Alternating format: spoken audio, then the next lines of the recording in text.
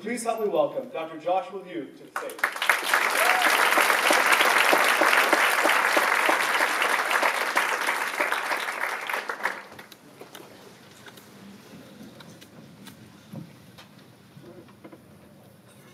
What do you want to be when you grow up?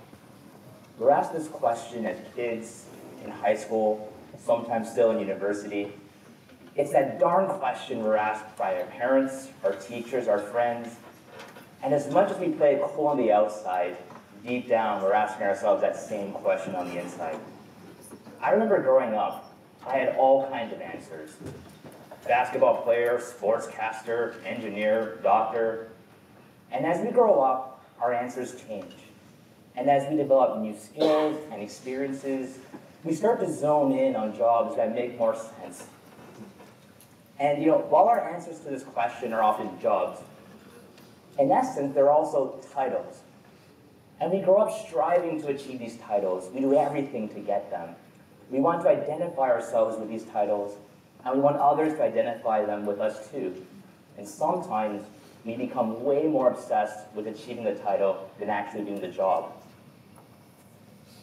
Now, I'm concerned about the message we're giving young people because I think this is the wrong question to ask. What title do I want to have? And this is coming from someone who spent most of his life chasing title after title after title. In high school, it was president of the club or editor of the paper. And in university, it was doing everything possible to become a doctor. And sometimes, I wasn't even sure if that's what I wanted to do. But a year and a half ago, I actually became a doctor. And after 3 years of undergrad and 4 grueling years of medical school, I finally achieved that title I had sought for so long. But then I thought to myself, well, what now? And therein lies the first problem of chasing titles for the sake of chasing them. Because once you get there, where do you go?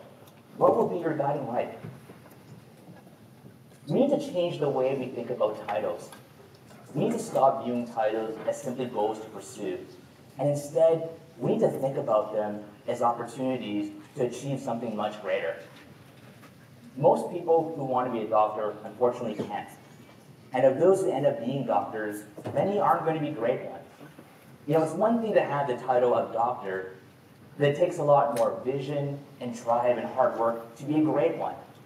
And in my opinion, being a doctor and having that title really is an invitation and opportunity to be a great one. And that's true for any industry. You could start a business and call yourself an entrepreneur. In fact, you could start 5 businesses this week and call yourself a serial entrepreneur. As easy as it is to technically have the title of entrepreneur, it's so incredibly hard to be a great one. And so if you really want to be great at something, start thinking about titles not as goals, but as enablers to do something more. The second problem with titles happens when we let ourselves be completely defined by them. If someone asks you who you are or what you do, what do you say? Hi, I'm Josh. I'm that doctor who trained at U of T. And it's okay. There's nothing wrong with falling back on your titles because it's an easy way for others to get to know a bit more about you. But it becomes problematic when you let yourself be so completely defined by your titles that you start to manufacture boundaries that stunt your growth. When I was going through med school, I realized that in some ways I wasn't very much like my peers. I remember I just wasn't as fascinated by the day-to-day of practicing medicine as many of them were. But what really got my brain clicking was thinking about the broader problems in the healthcare system. Problems about cost and wait times and efficiency. I was both frustrated yet fascinated by how complex our healthcare system was. And I started to believe that the future of healthcare wouldn't be very much like the past.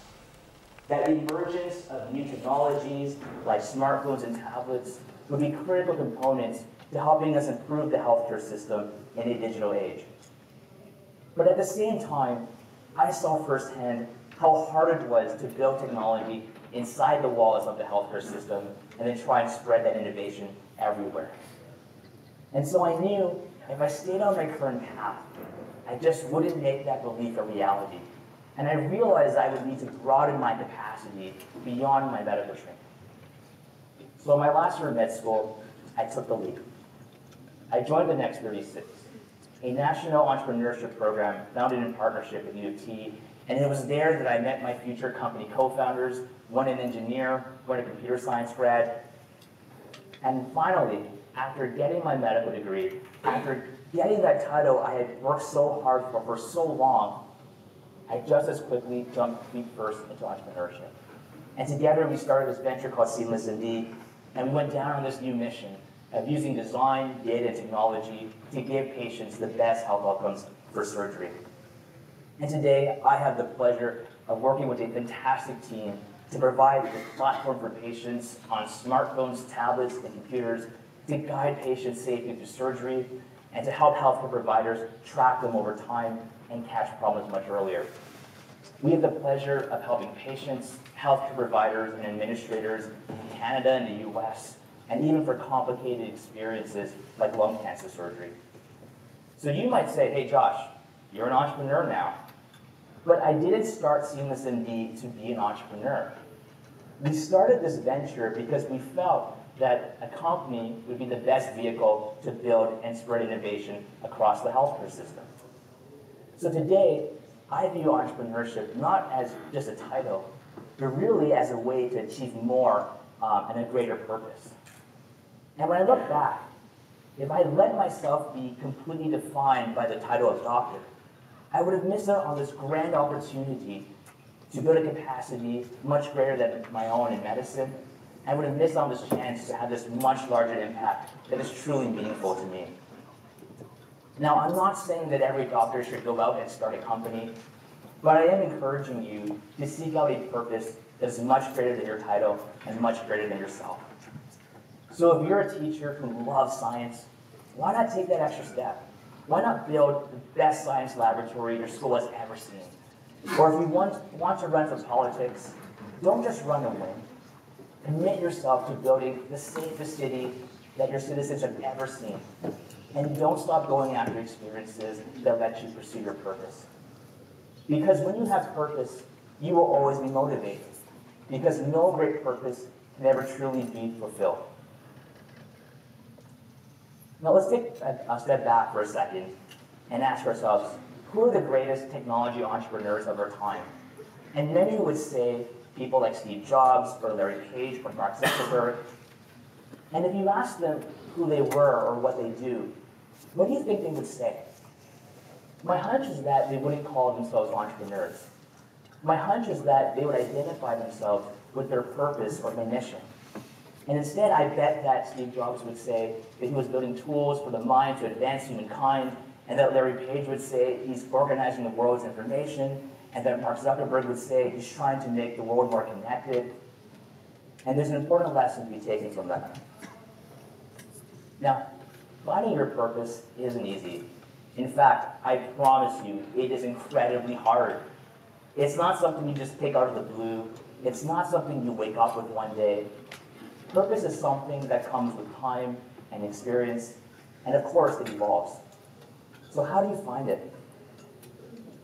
You find your purpose by doing anything and everything to follow your curiosity. For me, I stumbled into medicine, and then I stumbled into technology, and then I stumbled into entrepreneurship, and I stumbled into all these experiences because I found things that piqued my curiosity, and I did what I needed to do to go after them, even if it was against what other people were telling me. And so if you want to find your purpose, follow your curiosity and follow it genuinely. And when you find your purpose, hold on to it and don't let it go. Because purpose will bring you a more rewarding life than you could ever imagine. Because titles might lead to jobs, but purpose leads to impact. What impact do you want to have? Thank you.